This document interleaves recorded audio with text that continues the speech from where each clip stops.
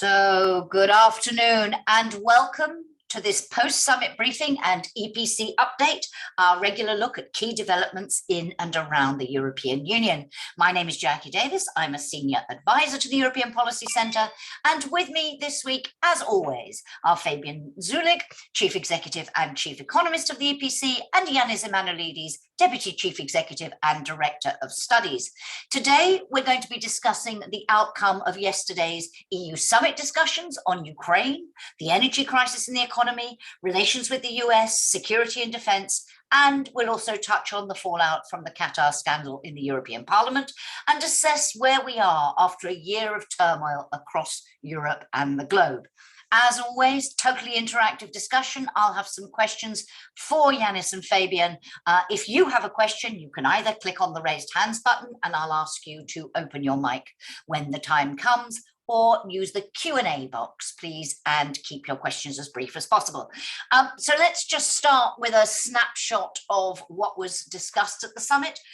Janis, what did EU leaders talk about? It was only a one-day summit, unusually. They'd had an EU-Asia summit on Wednesday. They then confined themselves to one day. I can't believe that's because there wasn't much to discuss. Why did they opt for a one-dayer, and what did they talk about? Well, first of all, it was in order not to take 2 days, given that they had already been in town because of the EU-Asian summit, as you said. And then, by the way, let's not forget there's a strike today in Brussels. So they also wanted to get finished quickly yesterday evening because there was a lot of speculation as to whether this would go into late hours, and it didn't because it ended at around 10 o'clock. And then followed by the press conferences. But you're right, there were a lot of things which were on the agenda, a lot of things that were discussed. There was the meeting with the President of the European Parliament, where obviously Qatargate, if this is the right way how we should phrase it, by the way, was also discussed. Then Ukraine, a ninth sanction packet, the 18 billion financial assistance program, so that was on the agenda. They had an issue with respect to the energy crisis. There was also an exchange with respect to the future of Europe's economy and how that relates to the actions of the US. There was a discussion on security and defense with a whole bunch of conclusions on that. So you see that there was a whole list of issues on the agenda, but I think there was clearly an ambition also to showcase towards the end of the year, this is not an emergency summit. We're sticking to our unity. We're able to take decisions. We're able to move forward. So I think that was also a meta but did they take any decisions? Did they actually decide anything? Well, there were some things which were decided because we got through finally the ninth sanction package, which required a final discussion at the level of EU leaders. Obviously, it was not formalized by them, but you had to have the final green light from them. There was an agreement finally on the financial package, assistance package for Ukraine, 18 million for the next year, which also needed to get a green light at that level. With respect to energy, they didn't take a final decision. They're put additional pressure now on the council on the fact that on the 19th we will have an energy minister meeting to take a final decision, at least after so many months, on the gas price cap, where one needs to discuss as to what kind of the solution this will be, but we'll come back to that, I'm sure.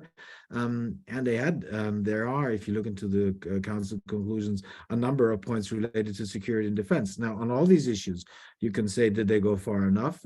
Is this sufficient given the challenges which we have? Did we really have major breakthroughs or not? So you can discuss that, but at least you could say on some things there was progress. Whether it's enough, I have my severe doubts. Absolutely, we'll come back to that. And Fabian, Janis mentioned there keeping unity, and indeed Charles Michel, in his invitation letter to the summit, said it would focus, and I'm quoting, on strategic issues on which our unity is key. Do you believe that unity at the end of a year of turmoil remains evident? And I know it's been a concern, and you at the EPC, you and Janis have written about what you have called the unity ambition dilemma, i.e. to maintain unity, you maybe tone down the ambition. Do you think that is still happening, or are they finding a way through that dilemma? I think we're coming back to the question of what do we actually mean by unity? If we mean technically yes, we have unity because we have decisions which had to be taken unanimously, and they were taken, or in some cases, we are moving towards that. But I think the underlying dilemma of making decisions on the long term, the strategic, the structural issues, where there isn't unity in content, I think there we haven't made much progress. And it feels a little bit like, not quite, but we're almost moving back to business as usual. Yes, we can handle these things, we can navigate through, but I think the reality, and Janis was already hinting at that, is that underneath all of this is an enormous challenge which Europe is facing. And we're not addressing the long-term questions which arise from that. There are these meta questions which are underlying all of these discussions. One of the meta questions being, in how far do we have the recognition that some things will now have to be done together at the European level? They cannot be done effectively anymore at the national level. And those questions we're not tackling. Thank you. Let's drill into some of the detail and come back at the end to what all that means when we look to the year ahead.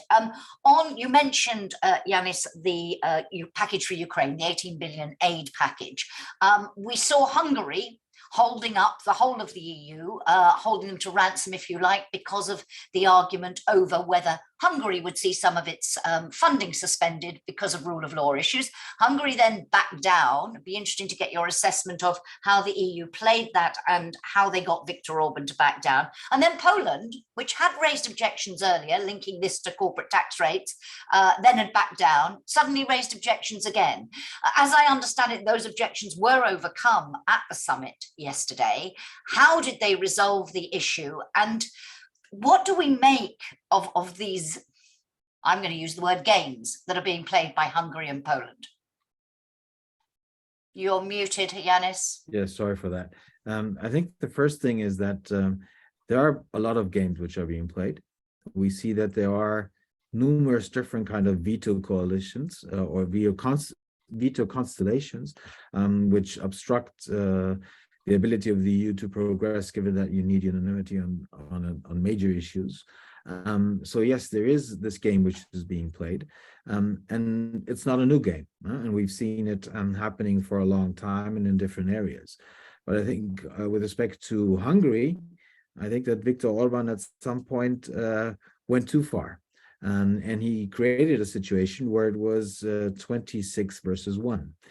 And if you look into the past, when you had an escalation of the situation in the relationship with the government in Budapest, there were others who were ultimately supporting Orban until the end. But now I think he had moved himself into a situation where he was virtually at a situation where he was alone against the rest. And that happened because there were these links between three issues. You already mentioned them. One, the financial package for Ukraine, which is something which is very close to the heart also of some who had been supportive of Orban in the past, i.e. the Polish government. It was linked to the minimum corporate tax rate, which is something which is of certain significance for other member states. And it was linked then to the freeze of funds for Hungary. So you had this package, and that created a situation where you had 26 versus Hungary, and then we had the final agreement. Also, member states indicating that if we cannot do this within the framework of the EU, we will find other ways of supporting Ukraine. And that's how we got to that moment. And then came the opposition from the Polish government. Which is bizarre, given that Poland was against Hungary on the aid package, has been the strongest supporter of Ukraine, then playing the same sort of games over corporate tax. What on earth was going on? I think that we need to put to the surface what the real reason, at least for my reading, is behind all this. Because of the package and the fact that included the 18 billion for Ukraine, and that is of immense high political significance. they were ready to create this 26 versus 1 situation. One that was agreed to. They came forward arguing, the Polish government came forward, that they had an issue with respect to the minimum corporate tax rate and that there was an imbalance between Pillar 1 and Pillar 2. Now, without going into the details, but that was the argument which was raised.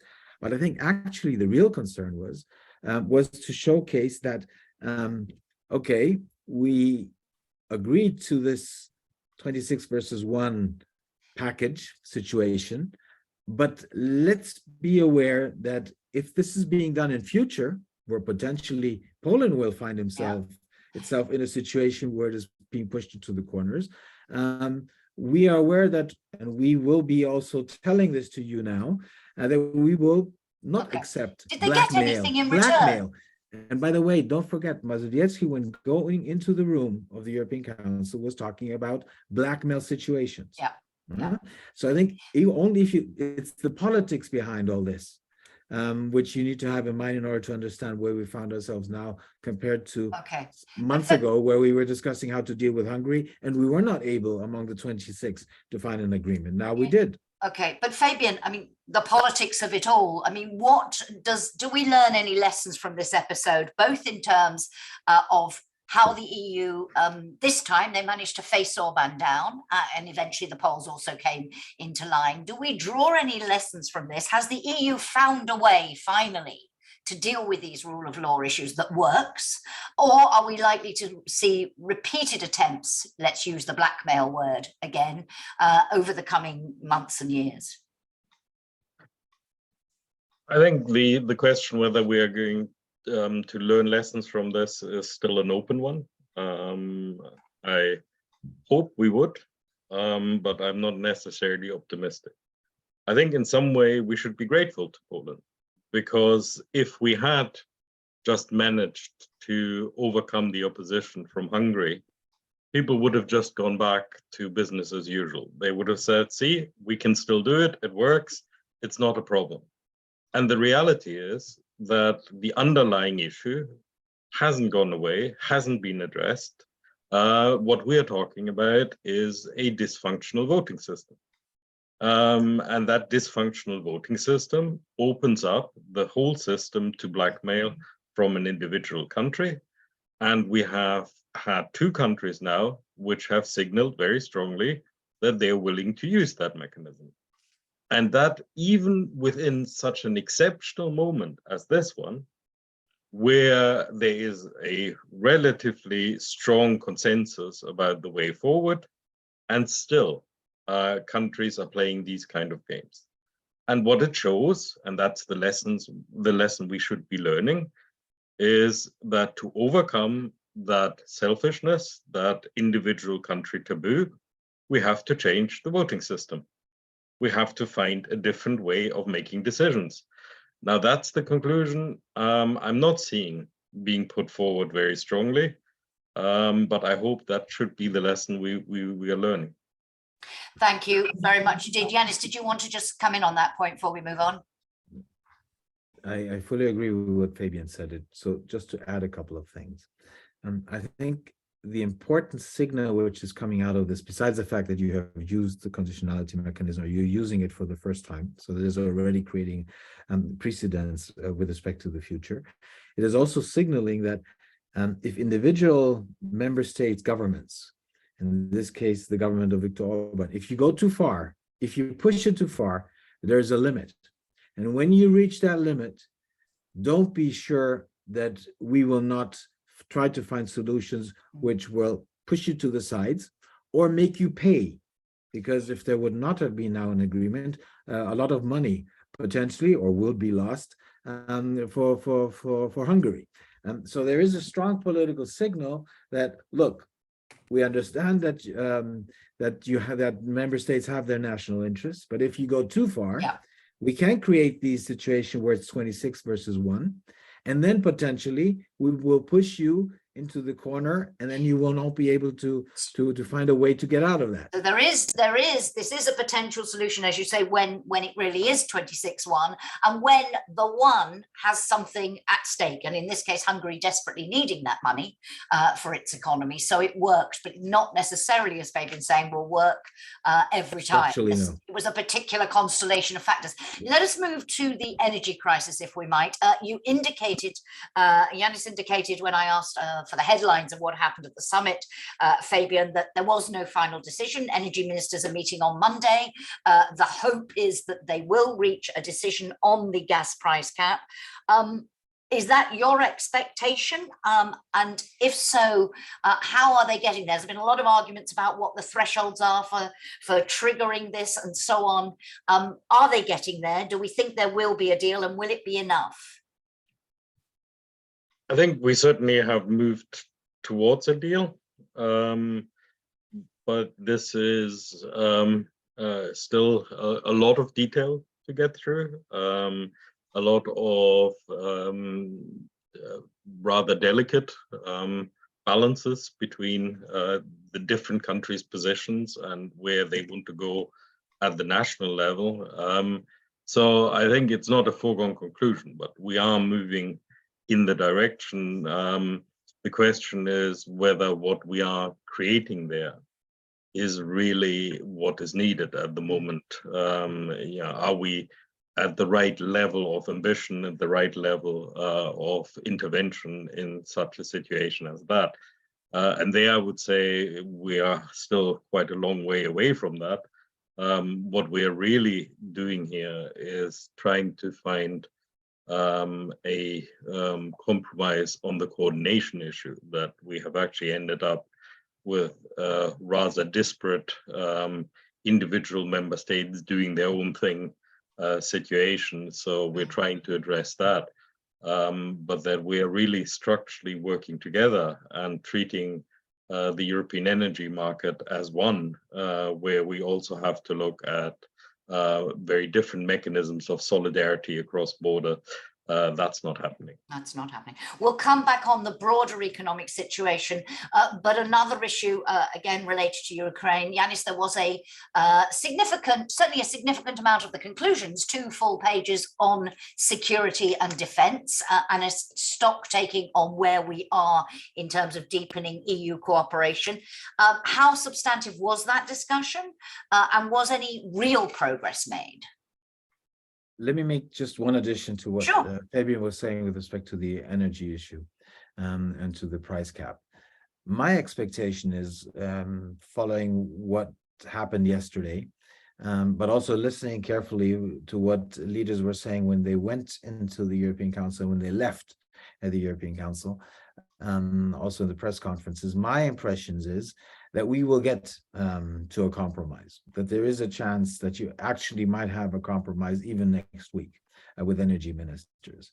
However, even if you have that compromise, and even if you set a certain limit in terms of a cap on gas, that agreement on the gas cap, I think, will be of such nature that it will also allow member states in certain circumstances to go beyond that limit if needed and pay more for it. And if you listen to the press conference of the German Chancellor, he said, and I quote, "The price cap should be so high that I hope it never becomes relevant." So what you're indicating here is, okay, let's look for a compromise. Both sides will be able to say, the one side will be able to say we got one, and the other side will be able to say we got one, but it doesn't threaten us in terms of our ability to buy gas on the markets, even if we reach a level of the price which is above the cap. So what's the point of having it? Exactly. But Fabian is right. At the end of the day, the energy crisis will not be solved through one mechanism. It includes a lot of different things. And probably the way now the price cap is being constructed, the market correction mechanism, as it's being called technically, is being constructed in a way which is not effective. So it is face-saving for both those sides who have these divisions for months, and it will have an effect. It won't be the solution, and it couldn't be the solution anyway, because it needs a multifaceted approach in order to be able to deal also what's coming in the winter of 23-24. But I look forward that we will be having this kind of a typical compromise, but in terms of its effectiveness, I don't see that. Okay, thank you. On security and defence, how substantive was the discussion? Did they make any concrete progress? Well, as you said, 2 pages of the conclusions devoted to security and defense. Many issues mentioned in terms of what needs to be done, or what should be done in a more in-depth way, and also rushing more to take decisions between the EP and the Council. But if you look into the details, I think it is so far behind of what we actually need in terms of security and defense, in terms of making Europe more autonomous, preparing itself for situations where it will have to assume more responsibility. And I think that is one of the messages we should have gotten from 24th of February, that if we find ourselves in similar situations in future, and potentially not having the US being ready to invest the way they have been investing, and we're not naive here, they have their own interests to do so. But are we on our way to preparing ourselves for this? I don't see this happening. I'll just give one example in order to showcase what I mean. In the Council conclusion, it says that the EP and the Council should, I quote, swiftly adapt the European Defence Industry Reinforcement through Common Procurement Act, EDIRPA. Okay, this is being discussed for months, and now the European Council is asking, speed up, be swift. We're talking about 500 million euros. 500 million euros, giving the gravity of the moment, giving you the needs you have to strengthen European security and defense structures. Given that Germany itself will invest 100 billion more over the next years, 500 million. Yeah. So even the word peanuts would be too big in terms of the magnitude of the challenges we're having, the inability to cooperate at the European level, to agree on what to procure, how to procure at a level which is needed, we're far away from that. So 2 pages full of announcements. Yes, things are moving, but giving the magnitude of the challenge, also with respect to security and defense, I think we're far away from delivering. And Fabian, you said at the beginning, this sense of moving back to business as usual. Do you also believe that in this area, they're just not being ambitious enough? And on the industry side of it all, Janis was referring there to one aspect of that when he was talking about the Common Procurement Act. There's also a reference to a European defence investment programme. A lot of emphasis being put here on the role of the defence industry in all of this. How do you see that playing out? Well, I think firstly, I fully agree with Janis. It's not ambitious enough, and frankly, I think even reading the language, yes, we're all used to European phrasing, but there's a lot of intensify efforts. We need to do more. It's suitably vague, but is in essence, what comes through for me is that there are a lot of things in there where actually our conclusion should be, we should be doing the things we've known that we should have done them a long time ago. And we're still not doing them. And that exactly is what I would apply to this whole question of the industry and defense, the defense and security sector, where we know that we haven't made enough progress. That we have an inefficient sector, essentially because we are unable to work together at the European level effectively. So we are going to continue to intensify efforts. We are going to continue to talk about it. It will be in numerous future conclusions. But do we actually see a real effort to have a step change in these discussions, to move to the level which is appropriate to the scale of the challenge we are facing? Not really. Okay, what is underlying it is also, sorry, but what is underlying it, and I'm sure we'll come back to that, is also that we are still completely dependent on the United States, and we're making no real effort in addressing it. Absolutely, absolutely. And on that point as well, let me come to the broader economy question and stick with you for a moment, Fabian, because you mentioned the US. Interestingly, I mean, amid all the controversy over the Inflation Reduction Act, the concerns about the impact on Europe's competitiveness, the risk of an investment flight to the US, also not just because of the subsidies package, but also lower energy costs, no actual direct reference to the Inflation Reduction Act in the conclusions, but a lot of talk about the importance of an ambitious industrial policy of safeguarding what it calls Europe's economic, industrial and technological base, preserving the global level playing field. Why no specific reference, given that this has dominated the headlines now for weeks when we talk about the economic issues? And what did they, when we talk about an ambitious industrial policy, I understand Ursula von der Leyen wrote to EU leaders ahead of the summit, talking about the competitiveness issue, outlining a plan. What is the Commission actually proposing to do? Well, at the summit, there was a strategic discussion of the transatlantic relationship. So clearly, the Inflation Reduction Act was part of that discussion. Did it lead to very different conclusions? I think those of us who followed the discussion around industrial policy are not convinced that we're seeing anything which is different from what we have seen before. In some ways, I would actually conclude that we are further behind than we were, because ultimately we have become more dependent on the United States in the current situation. And we are not in a position to achieve whatever term you might want to choose, open strategic autonomy, digital sovereignty.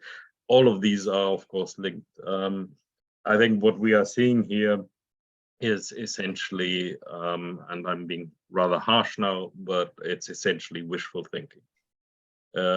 It's the hope that if we talk about it, then somehow magically we are going to become more competitive while at the same time becoming more autonomous. And the reality, which nobody really wants to put on the table, is that if we mean this seriously, if we want to move in that direction, that also implies cost.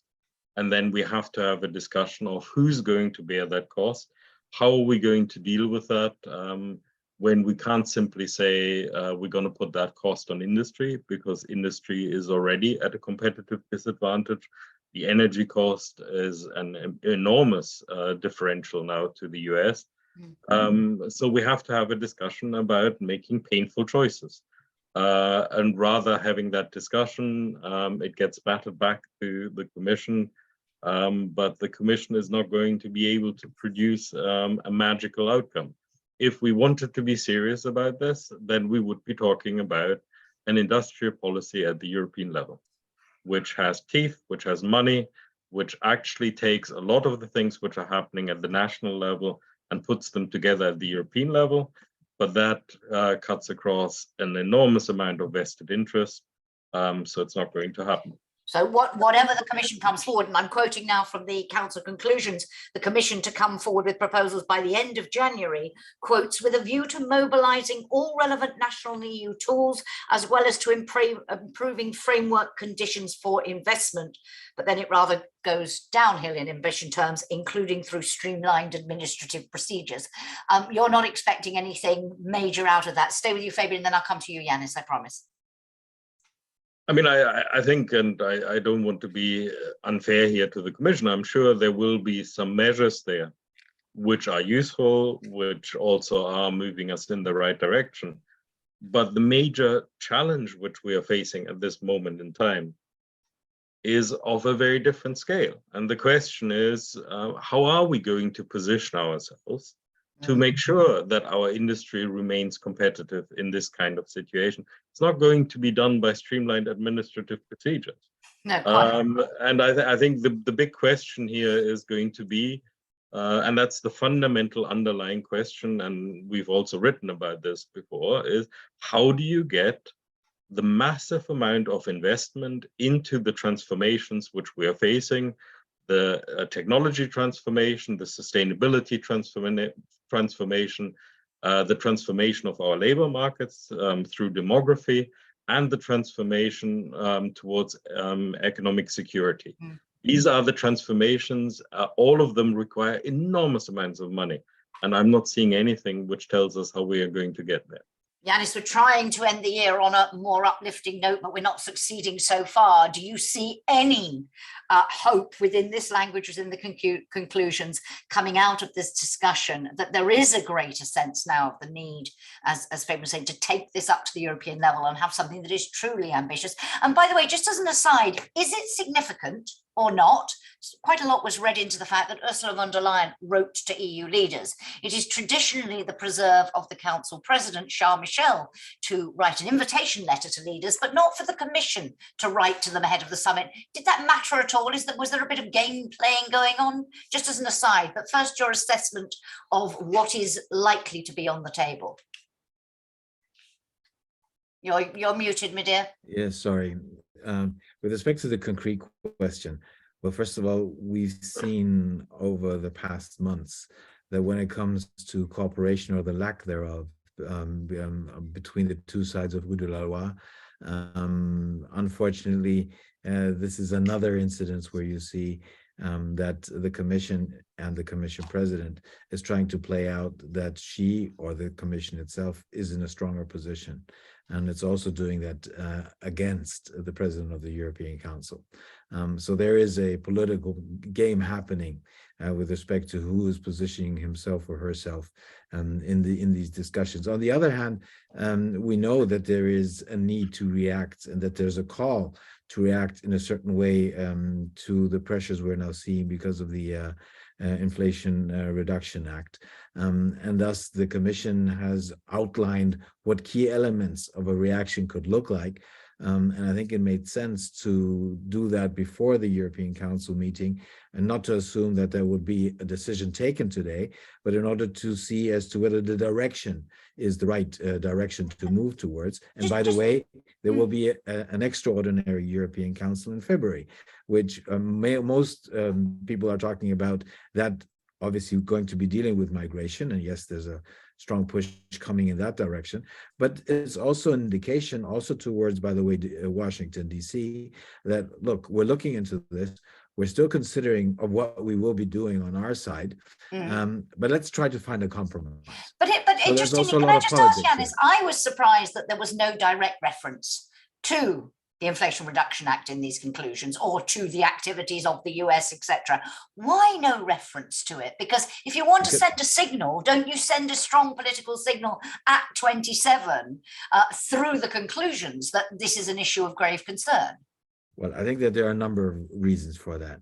One, there still is the hope that you can find a compromise, that the EU will be put into a position with respect to the IRA, which will, although we do not have a trade agreement with the US, will put us into a position where we will not suffer as much from the potential effects. So there is this idea that we maybe can still find a compromise.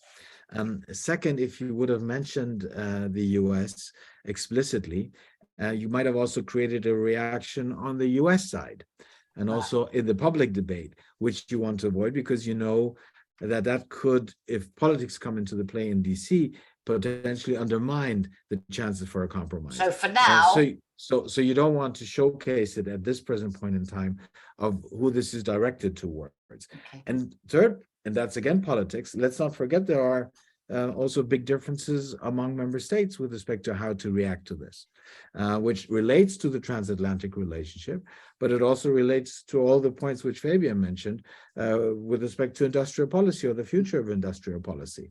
Let's not forget that at the end, this also has a lot to do with money. Because Fabian was right. If you want to do something which has a certain gravitas, which has a potential to be something important, it also has to have teeth and money. And there are a good number of member states who believe that if you put money into this, not only teeth, but also money, that there will be some member states who will be paying more for it than others, Indeed. and they don't want that. Yeah. That's why you have also constantly references to the level playing field, because there is the danger that individual member states will be able to do something to counter the effect. Indeed. Well, indeed, and we've US is seen doing. it. We've Exactly. seen it already. So it's the politics of it. So it's a number of different Okay. reasons, I think, which made them not refer directly to the IRA. And Fabian, on that point about teeth and money, and those who are calling, there are those who are calling for new EU common borrowing in order to subsidize European industry, because some member states have so much bigger firepower to do what the US is doing. And we've seen it in the case of Germany, and a lot of controversy over the 200 billion package, green energy package in Germany. Do you expect the Commission to push this when they come forward with their industrial policy proposals? Will they be pushing for that common borrowing, or given the resistance from countries like Germany, partly saying, well, we've already got some money left over from last time, let's use that? Do you think the Commission will play it safe and not be that ambitious? What's your reading of where that discussion is going? And just how great a threat do you think the single market this moment? I think firstly, before I get to the money, I also wanted to emphasize that there's actually a lot which could be done, which doesn't cost money, but is actually about political compromise. And just to mention one area which is extremely important for investment, it's the Capital Markets Union, which has completely dropped off the agenda. We're not talking about it anymore. This is the moment when we should be pushing for this, because if we want to have the investment in the transformations we were talking about, then you are going to have a better functioning capital market which works across borders. So that's one of the areas where we're not making progress.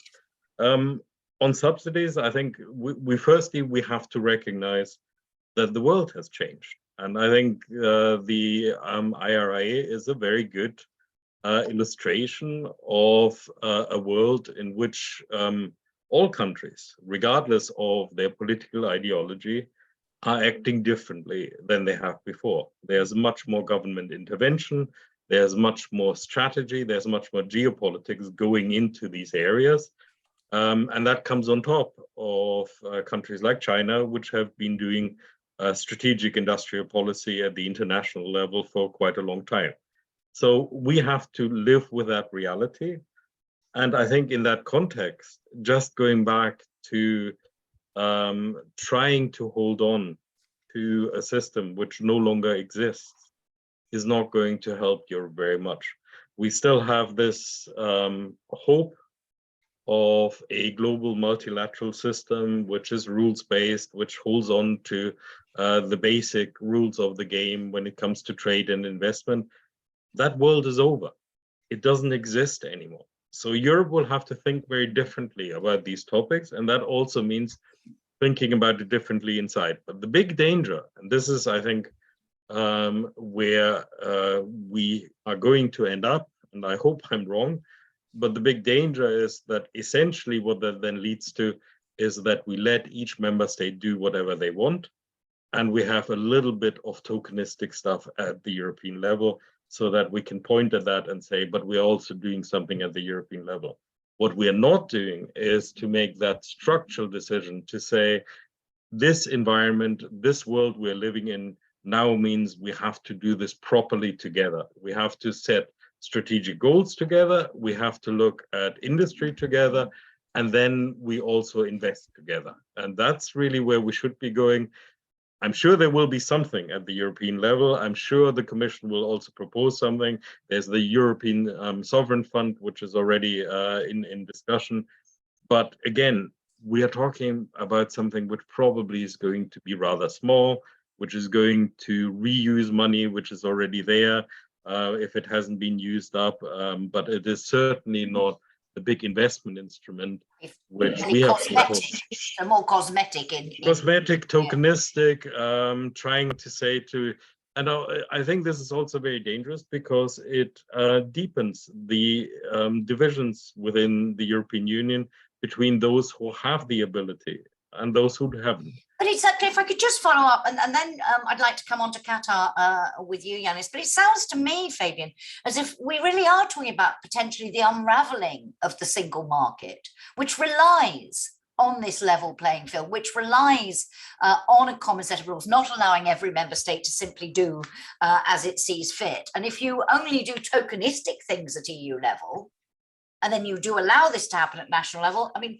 without overstating it, are we not at risk of seeing the unraveling of the single market? I mean, we're not at risk in the immediate future, but I think what is behind this is also the question of the rationale. Why are we actually doing these things together? The reality is that, and I think this is something we have to recall, economic policy is not a purpose in itself. The question is, does it deliver what we need it to deliver? And there, I think we are going to be very much challenged by the global environment we're in. And just to give an example of that, which has nothing to do with the geopolitical tensions I was talking about, but we are in a situation already where the economic policies, the mechanisms, the single market we have do not deliver what is necessary on climate change. Yeah. Now, that is a fundamental problem which we have to address, because we cannot simply just go on and hold on to something if it doesn't deliver what in the end is of existential importance for humanity. Janis, I don't know whether you want to react to that, and then I want to come on to two things. One is Qatar and the scandal involving the European Parliament, and secondly, just see if you can tell us a little bit more about the summit in February and what precisely they hope to talk about. But did you want to react to what Fabian said briefly first? Well, I think Fabian is describing the overall situation in the right way. And if you take the aspects which he mentioned, but you also combine it with some of the other aspects we have been discussing related to this European Council, the big worry is that we will actually not deliver at the level we need to deliver. That we will do something, also because we hope that by doing these things, we will avoid potentially the spiral, the negative spiral going in the wrong direction or accelerating. So we do as much as we need in order to avoid the worst. But I think that given the situation and given the gravity of the moment, this is simply not enough. And we're seeing in the area which Fabian was now alluding to, but we will see it also in many different other areas, which we have been discussing, will be discussing over the upcoming months. Now with this. Yeah, I mean, it was discussed. Journalists wanted to talk about nothing else as EU leaders entered the summit, perhaps understandably. It was discussed with the European Parliament president, but was it discussed in any substantive way? Was there any, I think there is a concern about a knock-on effect on other EU institutions, on the reputation of the EU as a whole, but was there any substantive discussion, or was it more of a sort of wringing of hands and goodness me, how did this happen, without actually going anywhere? Did they talk about it in substance? I don't think that they talked about it in deep substance, but obviously it was an issue. There was also, because there was a meeting, the traditional meeting with the EP presidents, with Metsola, who was referring also to that situation, because that's where because the EP being as affected as it is, and this is not only a scandal, it is a criminal act, and it's something which needs to be every aspect of it needs to be still revealed, and we're still in the moment of trying to figure out who was involved and what actually happened, what dimension does it have. Is it potentially something which is systemic? Is it something which has been going on for a long period of time? Who does it involve? Because that's why I said in the beginning, Qatargate might be the wrong way of expressing it. If it's true that also it involves other third countries who have been trying to push their interest through financial means. So there's a lot which still needs to be revealed. I think that EU leaders, given that this is something which is still very much developing, were trying to push it away from themselves, saying this is an issue which the European Parliament needs to be dealing with. So it should not extend into other institutions. But I think that's naive, because depending on how things develop, it has potentially a very negative effect on the EU as such in terms of trust. And people will not distinguish between whether it's the Parliament or whether it's the EU and who is the EU at the end of the day. So it is difficult. And that's also something which some EU leaders, especially Rutte, were indicating. We need to react to this. This is not something which we can ignore. But there was this, at this moment, there was this push of saying, let's see this as an issue of the European Parliament, which needs to get its act together and react accordingly. But you also see the first signs of it being politicized. Yeah. You see that there are signs of, okay, who's involved in this one? Does it involve certain political groups and not others? So those who are not see their MEPs involved are trying to profit from it. Except there were some wry chuckles this morning, because the EPP, having gone political on it yesterday, discovered this morning there are suggestions that one of their number may now be involved. So suddenly it might backfire. So, but we don't only have the socialists in the EPP. Yeah? So look at how Orban is already using this in order to say, I was telling you that Brussels is a corrupt place. We see that others from Renew are indicating we're not involved in this, so we're clear from it. And so it's already it's already a prelude to what to expect with respect to the EP elections. So you see this becoming politicized. Let's not also forget that in the EPP, it was one of the EU leaders who was particularly pushing the EPP to also raise the argument that it involves socialists, which was the Greek Prime Minister, who has an issue of himself because of the leader of PASOK, who's pushing him in Greece. So there's a lot of politics playing into this, but it's happening very gradual. So it wasn't at the top level being discussed now, but we'll see what will happen. Fabian, how serious do you think this whole, as Janis says, we can't call it Qatar Gate because we're not yet sure if it stops with Qatar, but how serious is it? I think it already is serious. I think the question is how much more serious it will get. And that will very much depend on what we are talking about here. Is it something which goes much further than what has already been identified? That's also not only in question of who's involved, but also the number of third countries. Is it the case that among a certain group of third countries, there was an impression that the EP is for hire? If that's the case, then clearly that is an issue.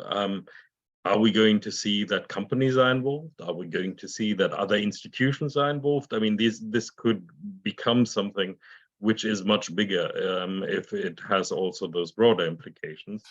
But I think the underlying issue already is serious enough, because it comes to this question of credibility. And I think what we really have to be discussing, and we've talked about this in the context also of Russia's attacks on our democracy, on the undermining of democratic processes, which has been going on for a long time, that ultimately we know we have to make our democracies more defensible, but that also means rooting out this kind of behavior internally and putting in place much more robust systems.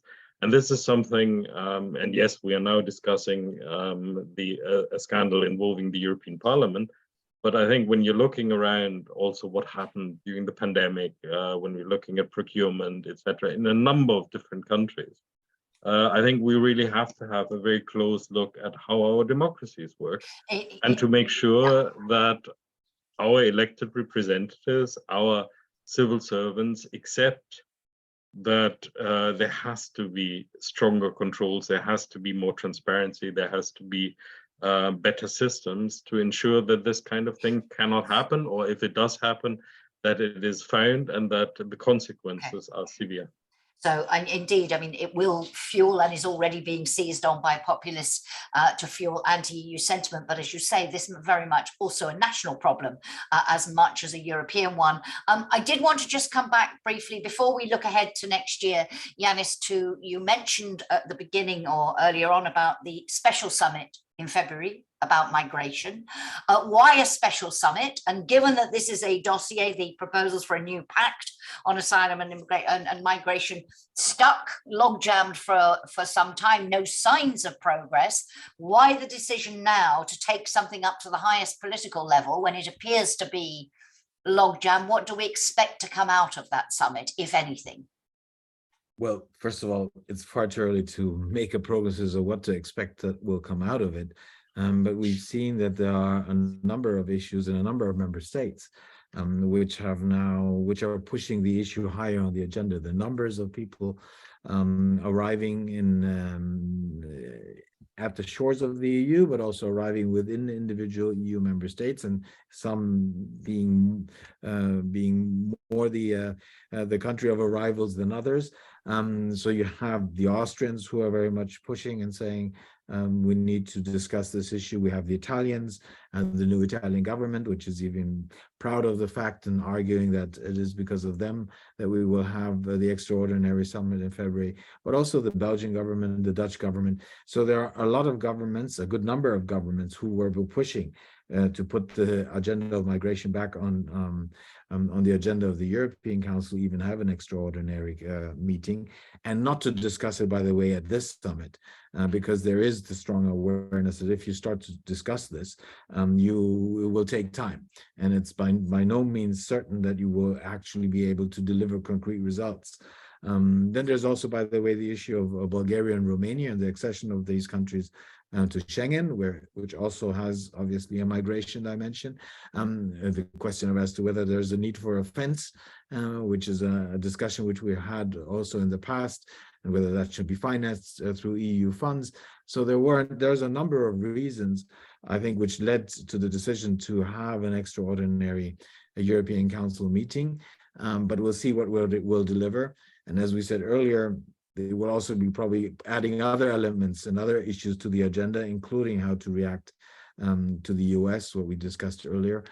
So it won't only be about migration, but that also needs to be prepared. And it also requires a certain expectation management in terms of what should or will not come out of it. I want to come back before we close, and I'm still hoping we can find something to lift our spirits at the end of the year, before the end of this hour, but I fear not. But first of all, before we try to lift our spirits, in terms of, Fabian, 2023 and what will be most important, what will be highest on the agenda. I think listening to you talking earlier, it is this issue of a real industrial policy, with money, with teeth, that for you is absolutely central. What for you over the next 6 months, 12 months will be the key issues? I think we would need another day to just list the things which will need to be done. Because I think this is coming back to something which Janis and I were already mentioning, that yes, we have talked about this moment of the watershed, the changing of an era, but we are not behaving as if the era has changed. So what I would say will have to change, and industrial policy, energy policy are part of that, but they are by no means all of that, is Europe has to start collectively making strategic decisions about the long-term direction where we want to go. And then we can start talking about what are the policy tools which we are going to have to put in place. What of that has to be done now collectively at the European level? What can be done at the national level? What we have done so far is essentially we've reacted.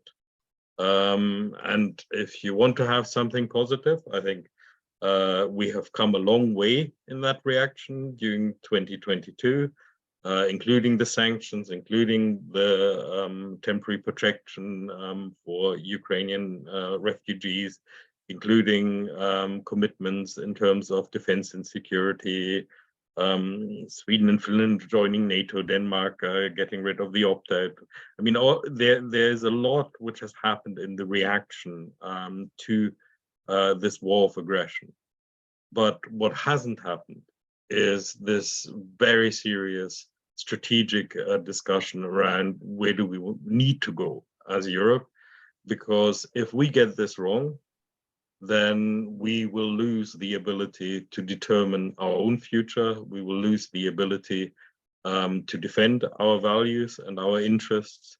And this is something which is becoming increasingly a worry. We are also failing on addressing the existential questions which are there. First and foremost, sustainability, climate change, the environment, where frankly what we have seen is not good enough. It is nowhere near where we need to be at this moment in time. So your Christmas message, before I come down, I wanted to ask you, your Christmas message to EU leaders really would be, you cannot, this tendency to go back, to start to return to business as usual, you cannot do it, because if you do that, you will lose the ability to shape our future. Is that fundamentally the message to politicians who say, what's in it for me? To take up these issues at the European level. Is that what you would be saying to them? And then I'll come to you, same question to you, Janis. But Fabian, your Christmas message, as it were. My Christmas message to EU leaders is lead. That is your job. Stop worrying about the short term. Stop worrying about what you might or might not be able to sell to populations. We have a need for leadership. We need direction. We need to make the tough decisions. And yes, that is not easy, because it can lead to people not being re-elected. It can lead to being unpopular. But we have, in my view, we have no choice. We need to do the right thing now, because this is the biggest crisis we faced since the beginning of the European integration process. And if we are not getting it right, then we will lose not only the institutions, that doesn't matter, but we will lose the ability to give the next generations the chances we've had. Janis, for you, you started talking when you were telling us what happened at the summit and whether it was enough, your analysis of whether it was enough and whether we would do what we need to do. You said, I have my severe doubts. For you, if we are to do what we need to do to wake up to this watershed moment, to really respond to that fundamental challenge, what for you will be the most important issues over the coming months? And same question to you about your Christmas message to EU leaders about why they need to step up to the plate more than they are doing. Two things. First of all, I will subscribe to what Fabian said, because I think he described the situation rather correctly, and he also described what the needs are. But I'll add two things to that. One is the belief that, and I hear this often, that we need to deal with the issues which are now on the table, and that is already overwhelming us. So don't ask us to open up all these issues which you are asking us to have a discussion. By the way, if we have these discussions, that might undermine our unity, and that's why we shouldn't have these discussions now, and we will have to have them once we get there and once the pressure is to deliver. But now we need to concentrate on today's problems. I think this is the wrong reading of the situation, because I think that we increasingly have a problem among the EU27 to agree on the so-called immediate problems, because we have these severe differences with respect to the long-term issues to which some of them Fabian was referring to. So we have a higher level of distrust among the EU27, because there is a sense that we disagree on some of the fundamental issues, and this is having an effect on today. And that links to my second point, because you were mentioning about the upcoming months. If I look into the upcoming 6 months, it will be very interesting to follow and witness what was happening in Ukraine, what the situation will look like over the winter, what it will look like in spring, how the situation will develop, when the next winter will be approaching, the 23-24 winter, and how the EU27 will be positioning themselves, and how united they will be in positioning themselves on how to now deal with the evolving situation of that moment. How supportive will we be of Ukraine? How much pressure will we put on Kiev to find a potential solution with Moscow, even if we know it's not going to be a perfect solution, but at least some way of getting the situation under control. I think that there is a lot of potential where we as EU27 will find ourselves in a situation where the problems which already disunite us now will reveal themselves in reality, and especially with the issues which is at the core, which is the war in Ukraine. So it's not only the consequences of the war in Ukraine where we need to think more about, we will also, I think, be increasingly under pressure to deal with the actual war in Ukraine, of what happens in 23, and that potential will divide us, and I think that will be a major challenge for the EU27 forward. But thinking that you can address that challenge by avoiding the tough cookies and not discussing them, I think, in my analysis at least, is even from a realist perspective, the wrong thing to do. Thank you very much for that. Thank you for a year of updates. Always a pleasure to have your company, and always a pleasure to have many of you I know do log in regularly for updates. So it's always lovely to have you with us. Just a couple of things to mention before we go. Next week, the last EPC policy dialogue of the year on the EU after the Czech Council presidency, between crises and renewed ambitions. Just to draw your attention, if you're not already aware of it, to the banner behind Fabian's head, the book Turning Fear into Hope, conversations between EPC's outgoing president and honorary president now, Herman van Rompuy, Fabian and Janis, discussions that I had the privilege to moderate, and you can read about those conversations, looking at all the major challenges that the EU has faced and is facing. So do take a look if you have time, if you haven't already. Janis, Fabian and I will be back in late January with another update with our special guest, Brigitte Lafan, who is the new president of the EPC. But it only remains for me to thank you all for joining us today, and for those of you who have throughout the year, and to wish you a very happy and I hope warm Christmas, as we all feel the chill of the winds at the moment. A very happy Christmas and a wonderful new year. So take care, goodbye, and see you in 2023. Thank you very much. Thank you, Jacki. See you.